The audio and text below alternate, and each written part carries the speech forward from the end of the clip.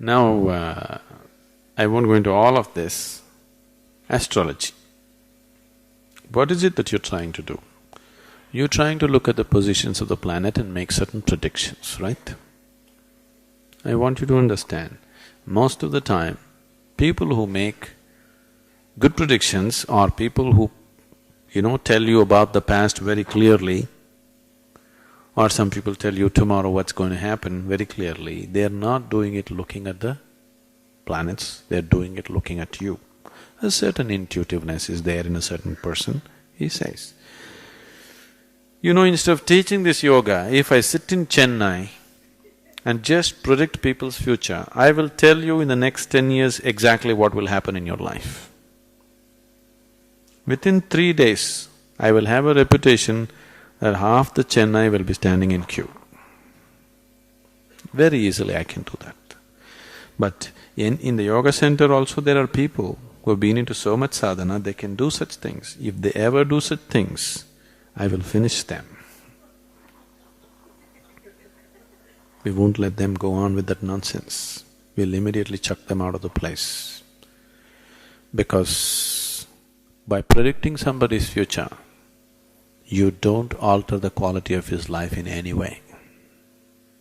You don't bring any kind of true well-being. It is just, you're getting him into more and more ignorance, isn't it?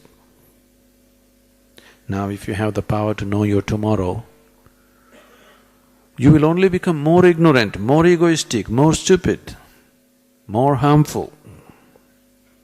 You go by the normal rules, it's okay, you don't have to know what's tomorrow.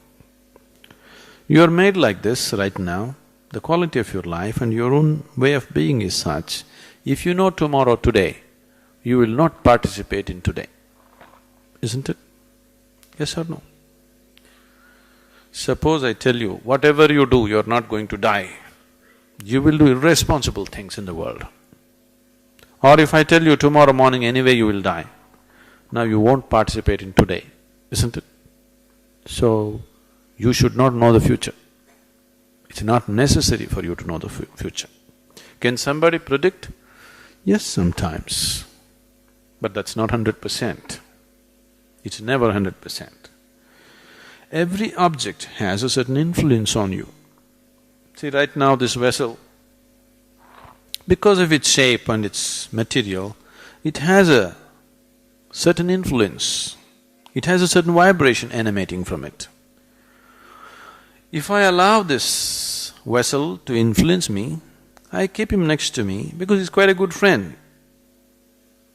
I'm not keeping a plastic pot because I don't like the things that he says. I keep this one because, he's saying pleasant things. I am always in good company, please see.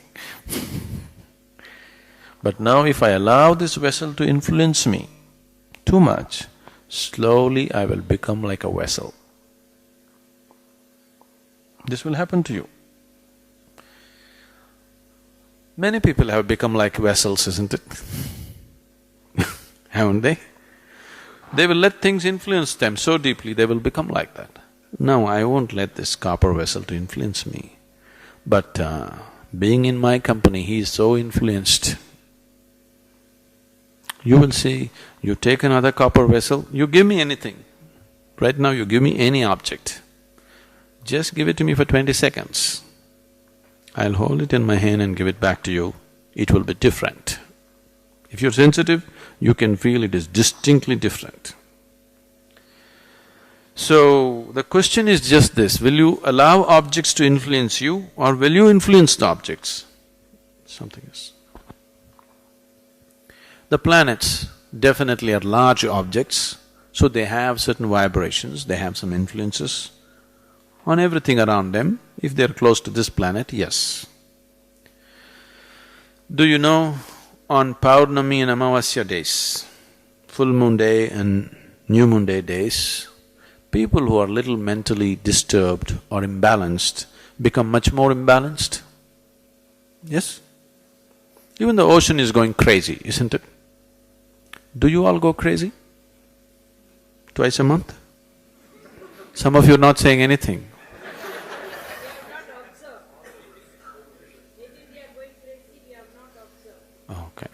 Twice a month if you're going crazy, you would have observed. Anyway, please ask your family, they will tell you. Now, compared to that person who has an imbalanced mind, you are much more stable, much more established. Wherever the moon goes, you don't go crazy. If you're much more established, wherever any planet goes, you don't go crazy, that's all. The purpose of your life, the destiny of your life is fixed by you and nothing else but you. Yes, everything has an influence, but what you make out of that influence is still yours, isn't it? But if you're going to be pushed around by inanimate objects, yes, you can be pushed around. To that extent it is true. I am saying, when the divine is functioning within you, when the creator is functioning within you, why are you allowing inanimate things to influence your life? If you allow this dimension to flower in you, you will see life happens fantastic. Let the stars go anywhere, let the planets go anywhere, you will go only where you want to go. You want to go where you want to go? Or you want to be pushed around by inanimate objects? You must decide that. Now, they're writing it in horoscope and giving it to you how you're going to live. Please tell me, if there is an intelligent person in this room, can you predict what he will do the next moment? He may do something that nobody has ever done, isn't it? If there is a fool here, if you look at him, you can say, okay, this is how you will live. If they have to write it on paper and give you that this is the way you will live, what to do? That means you're refusing to use your intelligence, isn't it?